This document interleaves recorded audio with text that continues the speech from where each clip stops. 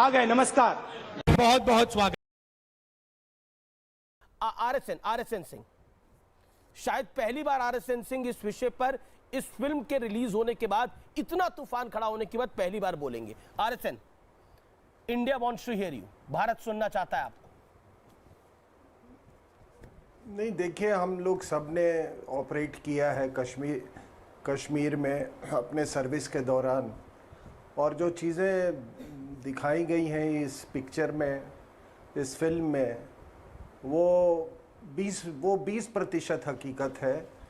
मतलब 80% और हकीकत दिखा दिया जाता तो पता नहीं, ये पूरा वतन जो है ये आंसुओं में डूब गया होता है। अभी भी लोग सिसकियां भरते हुए पिक्चर हॉल से निकल रहे हैं। केवल ये 20% दिखाया गया, दर्शाया गया है।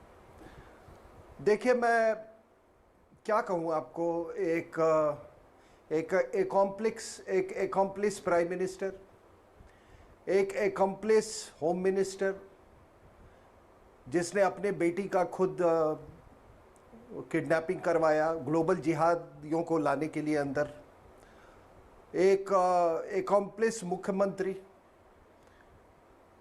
एक एकॉम्प्लिस सिक्योरिटी फोर्सेस का ऑफिसर, नाम नहीं लूँगा मैं, किस पैरामिलिट्री या मिलिट्री का था वो भी मैं नाम नहीं लूँगा। लेकिन आप वो देख लीजिए, आप टाइमलाइन देख लीजिए। 17 तारीख को सीआरपीएफ को हटाई जाती है, 18 तारीख को फ़ारूक अब्दुल्ला रिज़ाइन करते हैं। क्यों रिज़ाइन करते हैं? कि एक गवर्नर को इसलिए अपॉइंट किया गया बिना मुझसे पूछे, इसलिए मैं रिज़ाइन कर रहा हूँ। और एक चीफ मिनिस्टर को तो मालूम होना चाहिए कि हालात कितने बिगड़े हुए हैं। वो चले जाते हैं लंदन, ठीक है। आप क्या, अच्छा बाय द वे, कोई लंदन से यहाँ भी आता है क्या? ये जितने ये नालायक लोग जो यहाँ से जाते हैं, नेता लोग लंदन, कोई लंदन से भी यहाँ आता है क्या? दूसरी बात, उसके बाद क्या होता है? रिजाइन करके जगमोहन साहब आते हैं। जगमोहन साहब जम्मू पहुँचते हैं, वो घाटी नहीं पहुँच पाते हैं, और तब तक ये सारा कार्यक्रम हो गया होता है। अगर मैं सेना का ऑफिसर होता, मैं बता रहा हूँ आपको, अगर मैं वहाँ पर लोकल श्रीनगर में कमांडर होता, अगर वहाँ के कमांडर ने केवल गाड़ियाँ ही घुमा दी होती, पूरी गाड़ियाँ ही घुमा दी होती वहाँ पे ट्रेनिंग के नाम पे या किसी चीज़ के लॉजिस्टिक्स के नाम पे, ये एग्जोडस नहीं होता, ये नरसंहार नहीं होता। आपके जैसे लेकिन मुझे बहुत शर्म आती है, मुझे बहुत शर्म आती है कि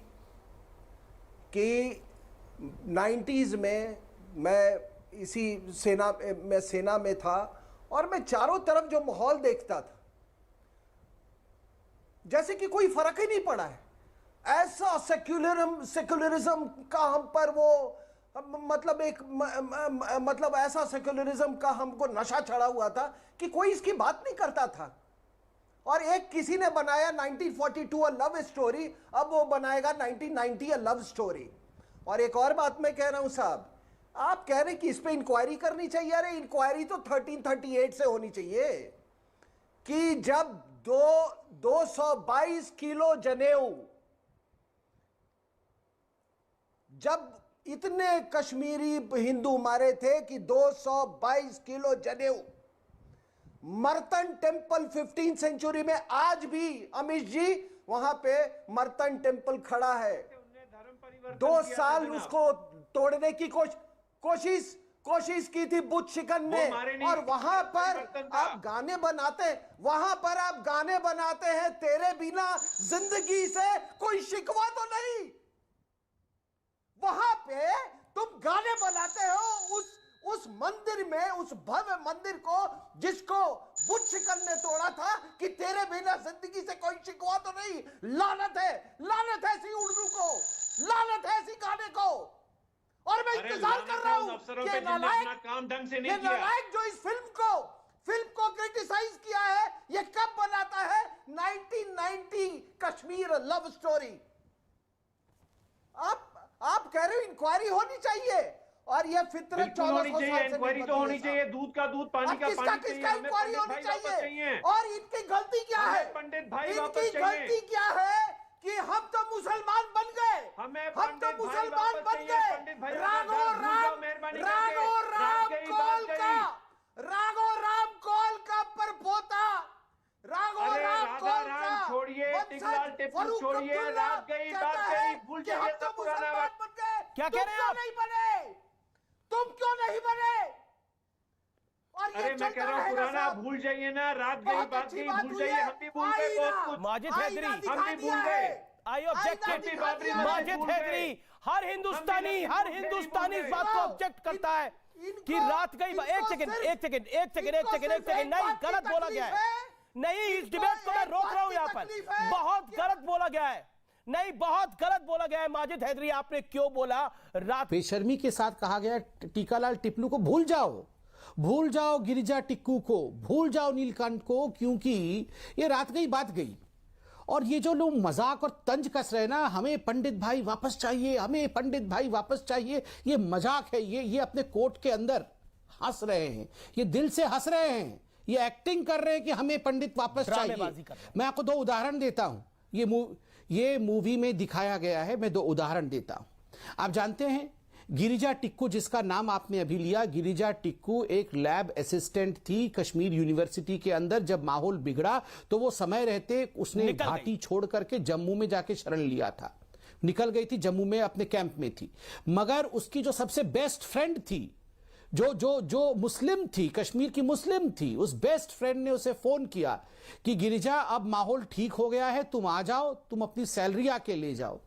गिरिजा बेचारी अपने बेस्ट फ्रेंड के ऊपर जान छिड़कती थी। अपने बेस्ट फ्रेंड के कहने पर वो कश्मीरी मुसलमान बेस्ट फ्रेंड के घर जाती है, और उस घर में अपने बेस्ट फ्रेंड ने मिलिटेंट्स को छुपा के रखा था कि जब गिरिजा आएगी तो अगवा करके ले जाना। गिरिजा को अगवा करके वहां से लिया गया, उसके साथ बलात्कार हुआ और उनको आड़ी से 100 से 2 भागों में उनके बॉडी को काटा गया और उनके बॉडी को रोड के साइड में डंप किया गया, जिसको मूवी में दिखाया गया है। माजिद हैदरी, पुष्कर जी की बहू के रूप में दिखाया गया है। जी। आप बताइए किस पे विश्वास करें? और दूसरा मैं एक और एग्जांपल देना चाहता हूं, एक और एग्जांपल देके माजिद भाई इसका उत्तर दें। माजिद भाई, बीके गंजू एक इंजीनियर थे।